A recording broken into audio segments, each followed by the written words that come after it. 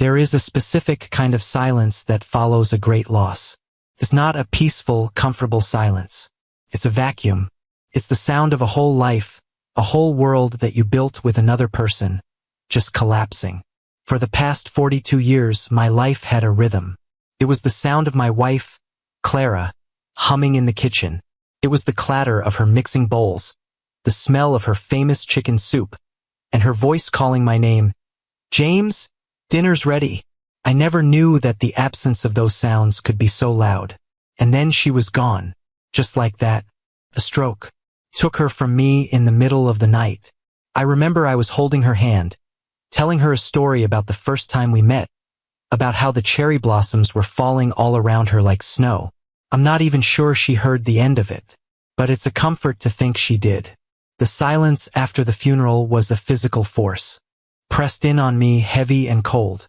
I would sit in our armchair, the one she had finally convinced me to reupholster, and stare at the empty space beside me. I'd call out to her sometimes, just to break the terrible quiet. "Clara, can you pass me the remote?" And then I'd realize what I'd done, and my chest would just ache with a dull, hollow ache. I was living in our home, but it was just a house now, a museum of our memories. I was trapped in a ghost story, and I was the only one haunting it. My son, Ethan, he would call, his voice thick with worry. He was a good boy, always had been. He and his wife, Sarah, and their little girl, Lily, my pride and joy, they lived a few towns over. He'd say, "Dad, you can't be alone. It's not good for you. Please come stay with us. We have the room." At first, I refused. I didn't want to be a burden, a grieving old man under their feet. I was stubborn, as Clara used to always tell me. "James, you're as stubborn as a mule." But eventually, my own loneliness got the better of me. One night, I just couldn't bear the silence anymore. I was tired of talking to the walls.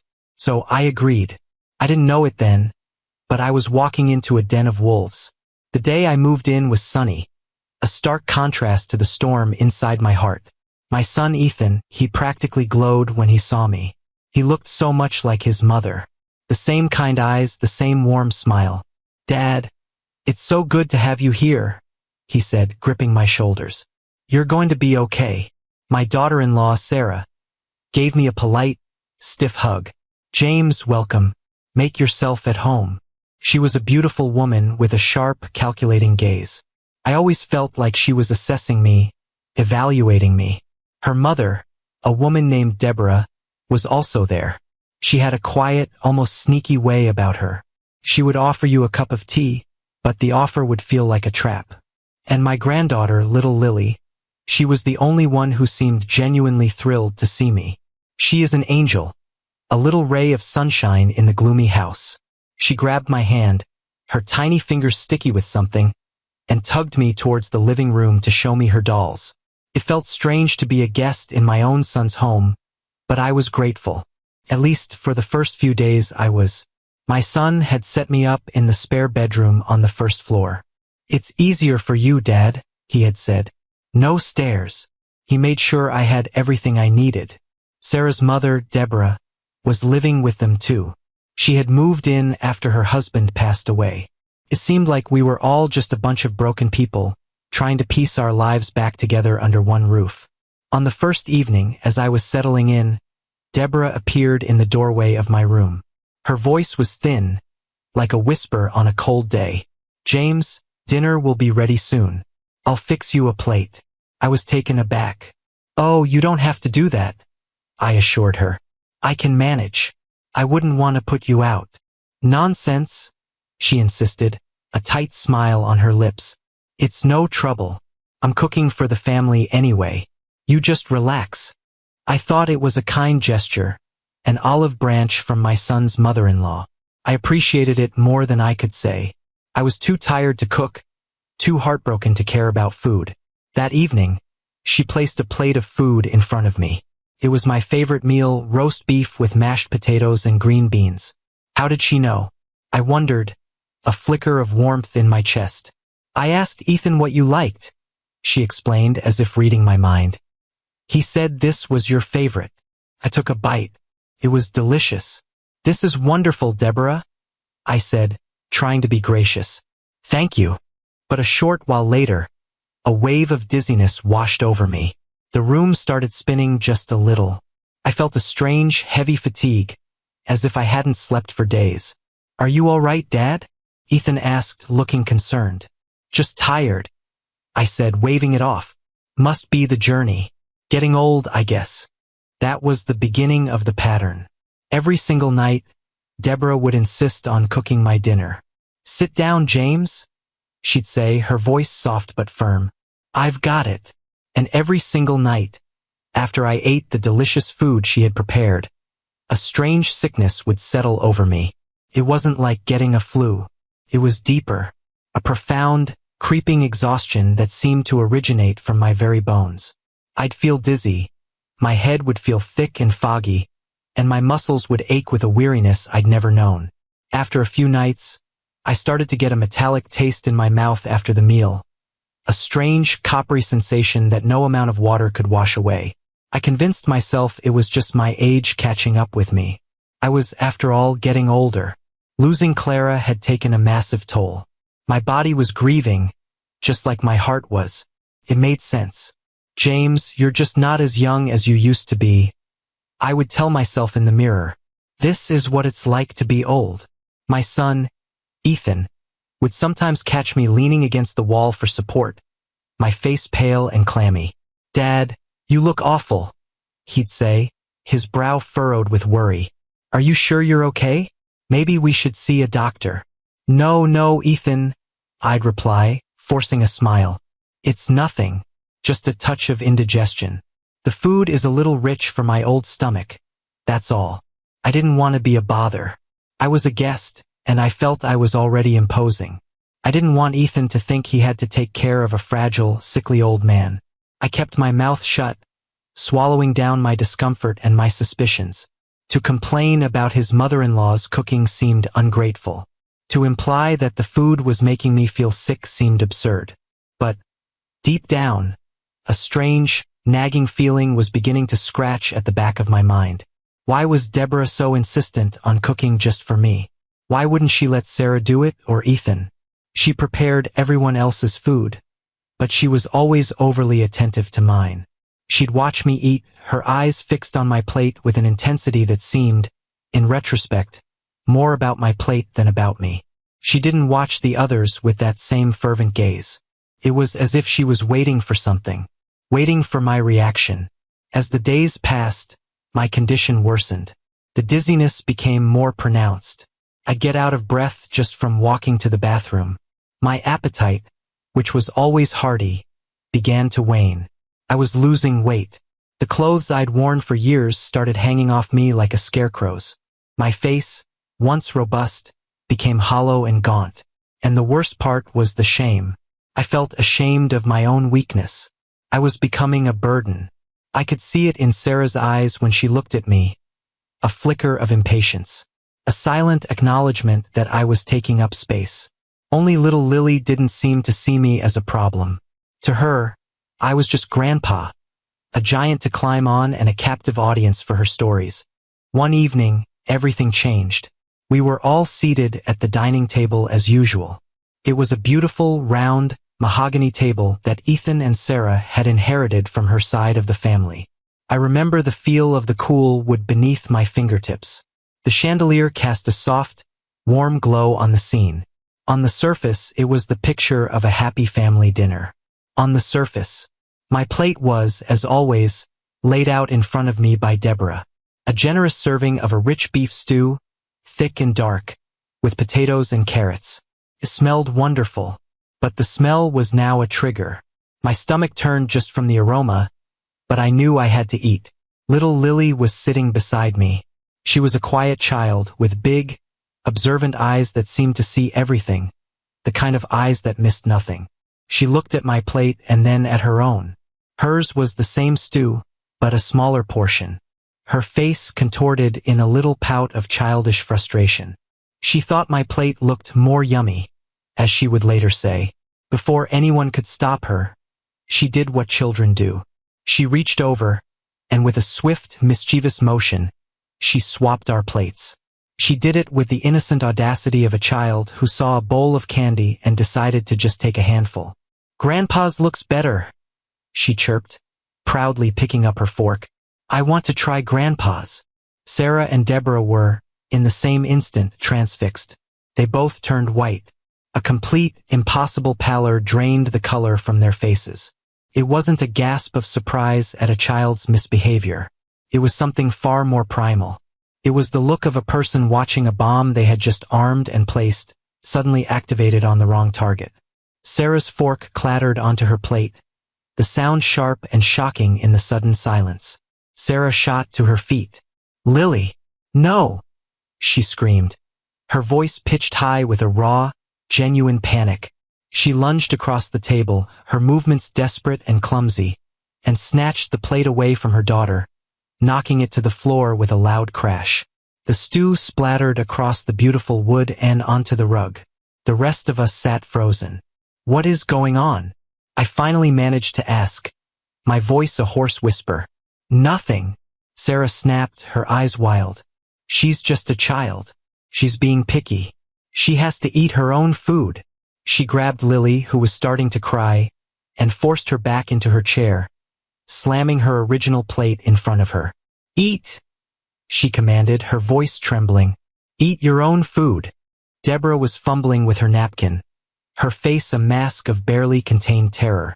My son Ethan looked back and forth between his wife and his mother-in-law, his face a complex picture of confusion and dawning unease. I could see the wheels turning in his head. He saw it. We all saw it. But it was too late.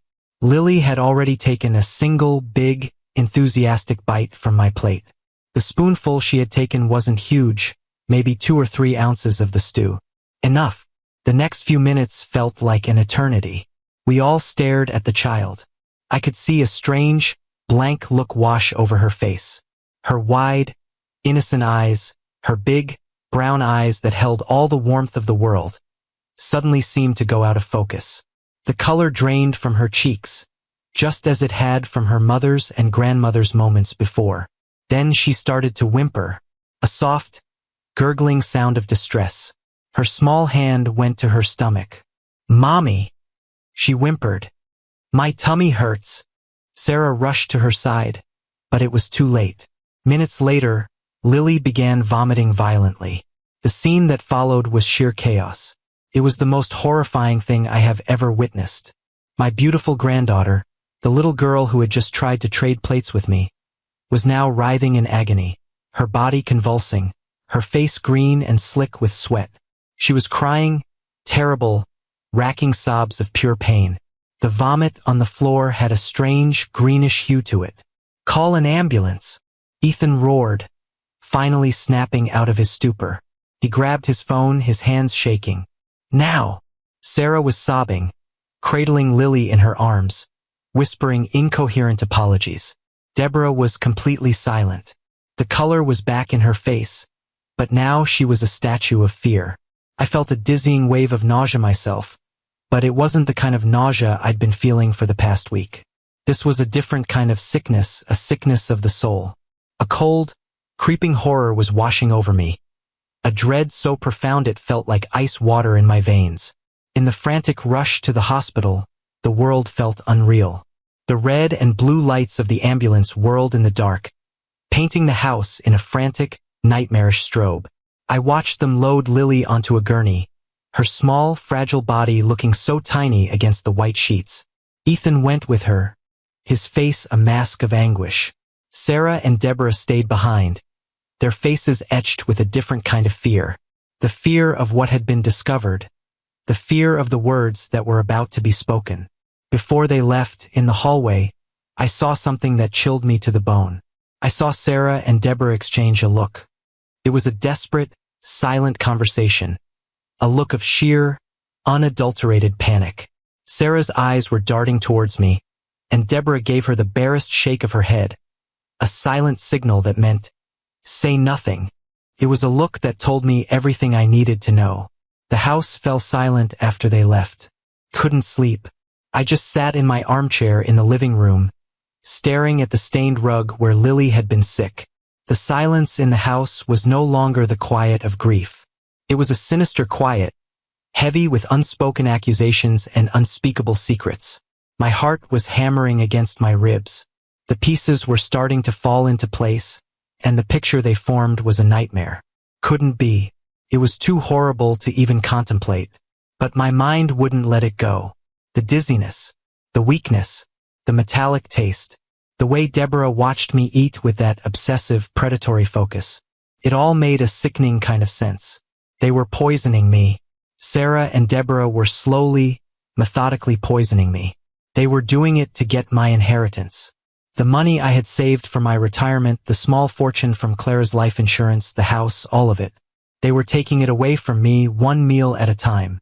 It was a cold, brutal, calculating plan. And the only person who had accidentally saved my life was Lily. Ethan returned from the hospital hours later, his face gray and haggard. "She's stable," he said, his voice flat and hollow. "They pumped her stomach. They're running tests. There's something in her system. Something toxic." He walked past me, his shoulders slumped. He had a small, sealed plastic bag in his hand. It contained the remainder of the stew from my plate that had fallen on the floor. Sarah and Deborah had tried to clean it up, to get rid of the evidence. But Ethan, in that moment of turmoil, had managed to salvage some of it before they could. He didn't say anything. He didn't even look at me. He just walked into his room and closed the door. I was left alone in the living room, the air thick with the ghost of the poison and the bitter taste of betrayal. The next morning, I saw Ethan slip out of the house before anyone else was awake. He had the plastic bag with him. I knew where he was going. He was going to a lab. He was going to find out the truth. He was going to confirm the terrible suspicion that had taken root in my heart. He came back a few hours later. He didn't go to his room. He didn't go to the living room. He came straight to my room. I was sitting on the edge of my bed, staring at my hands. He came in and closed the door softly behind him. He didn't look at me. He just stood there, his back to me, his shoulders shaking. Then, a sob escaped him. A raw, guttural sound of pure agony. I had never, in all my years as a father, heard my son make that sound. It broke something inside me. He turned around. His face was a ruin. Tears were streaming down his cheeks, his eyes red and swollen. He walked over to me and collapsed into my arms, hugging me tighter than he had since he was a child. He was clinging to me, as if I were a life raft in a stormy sea. "Dad," he choked out, his voice muffled against my shoulder. "Dad, I'm so sorry." I hugged him back, holding on to the only good thing left in my life. "It's okay, son," I said, my own voice thick with unshed tears. "I know. They were poisoning you," he whispered, the words a broken confession. "Sarah and Deborah. The tests came back. It was arsenic. Not a huge amount, but a steady dose, enough to make you sick, to make you weak, to eventually..." He couldn't finish the sentence. He didn't have to. For a long moment we just held each other. We didn't speak. There were no words in any language that could express the depth of that betrayal. The woman he loved, the mother of his child, and her mother, a woman he had welcomed into his home, had conspired to murder his own father. They had coldly, methodically planned my death. He didn't tell me what he was going to do. He didn't have to. I saw the look on his face when he finally pulled away. It wasn't just sadness. It was a cold, hard resolve. The innocent young man I had raised was gone. In his place was a man who had seen the ugliest side of humanity and was ready to fight back. The next morning, I heard the front door open. Heavy footsteps. The unmistakable sound of authority. My son had called the police. He had provided them with the evidence, the lab report, the remnants of the stew. There was a quiet knock on my door, and I opened it to find 2 police officers. Ethan was standing behind them, his face pale and unreadable. Sarah and Deborah were in the living room, both of them in their robes, looking alarmed. "Sarah Anderson and Deborah Miller," one of the officers said, his voice firm and official. "We have a warrant for your arrest in connection with the attempted murder of James Wilson." I never saw 2 people turn so pale. It was as if all the blood in their bodies had simply drained away. It was a different kind of white than the night before. That was a white of shock and panic. This was a white of absolute doom. Sarah tried to play dumb.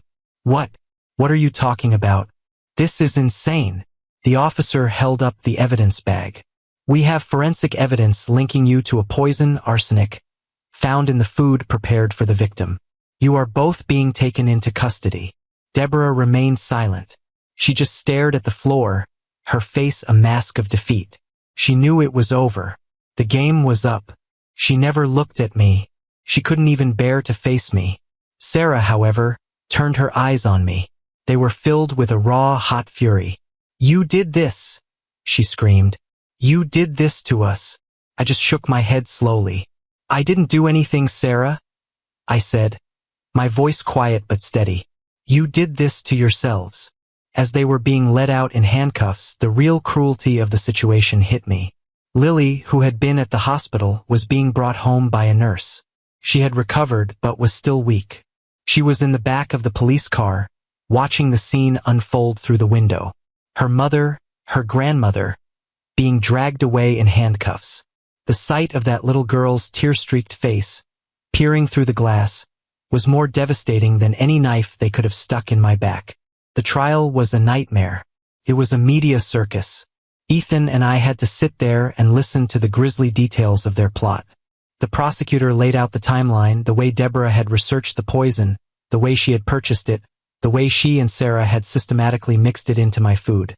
They had been manipulating Ethan for years, whispering in his ear about my failing health, planting the seeds of concern to make my eventual death seem natural. They wanted my money, plain and simple. They wanted to live a life of luxury on Clara's and my hard work, without me in the way. Sarah and Deborah were found guilty. They were sentenced to prison for a long time. They would spend the rest of their prime years behind bars. The woman my son had loved and trusted, the grandmother of his child, were monsters wearing a mask of family. But the victory felt hollow. It was a Pyrrhic victory. Winning the case didn't bring back the trust. It didn't erase the memory of Lily vomiting on the floor. It didn't heal the gaping wound in Ethan's heart. For months, Ethan was a ghost. He walked through the house like a zombie. He went to work, he came home, he played with Lily, but the light had gone out of his eyes. He was broken. He blamed himself. He had brought me into that house, into that den of snakes. He thought he should have seen the signs. He beat himself up every single day for his naivety. The woman he had loved was a criminal, a poisoner.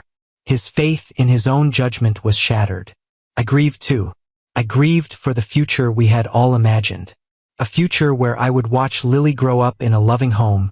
A future where my son and his wife would have a happy, normal marriage. It was all gone, all poisoned, quite literally, by their greed. Lily was the one who suffered the most. She was too young to understand the full scope of what her mother had done. All she knew was that Mommy and Grandma had gone away and weren't coming back. She'd ask for her mommy sometimes, and Ethan would hold her, his face tight with pain. It was heartbreaking. I decided to stay in the house. Ethan needed me, and I needed him. We were all the family we had left. I was determined to fill the void. I started playing with Lily more. I tell her stories about Grandma Clara. I teach her little things. I felt like I was rebuilding something that the poison had tried to destroy. And in a way we were 3 survivors of a shipwreck, clinging to a piece of driftwood. It wasn't much, but it was our life. Took a full year.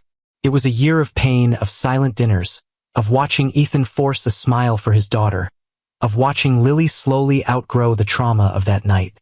But eventually, the color started to return to our world. One evening, Ethan and I were sitting on the porch. It was a warm summer evening, a gentle breeze rustling the leaves in the yard. Lily was playing in the garden, laughing as she chased the fireflies, her laughter echoing in the dusk. It was a moment of fragile peace. "Dad," Ethan began, hesitating. "I've been thinking." I looked at him. His face looked less haunted now. The shadows under his eyes were fading. "I think it's time to let go," he said, his voice quiet and determined. "It's been a year of this, the pain, the anger, the grief. We've been through so much. But we can't live in the past forever. I can't live in the past forever. I'm 35 years old. My life has been on hold long enough. He took a deep breath. I don't want to be alone for the rest of my life. And I can't keep carrying this weight. Sarah did this, not me. It doesn't define me. He looked at me, his eyes searching mine. I think I'm ready to move on, Dad. I understood exactly what he meant. He was talking about dating again, about finding someone new. The thought was strange and a little painful, but I also knew it was necessary. He deserved to be happy. He deserved a life full of love. Ethan, I said, my voice trembling slightly, that's the best news you've given me in a long time. I think Clara would have wanted that for you, too. She would have hated to see you so unhappy. He smiled, a real smile, for the first time in a year. I think so, too. Months later, I stood at the altar, watching my son get married again. The woman, Rebecca, was beautiful, kind, and she loved Lily as if she were her own. More importantly, she loved Ethan. I could see the way she looked at him, with such adoration, such pure affection. It was the look Sarah never had. It was the look Clara used to give me. The ceremony was small, intimate, and filled with genuine joy.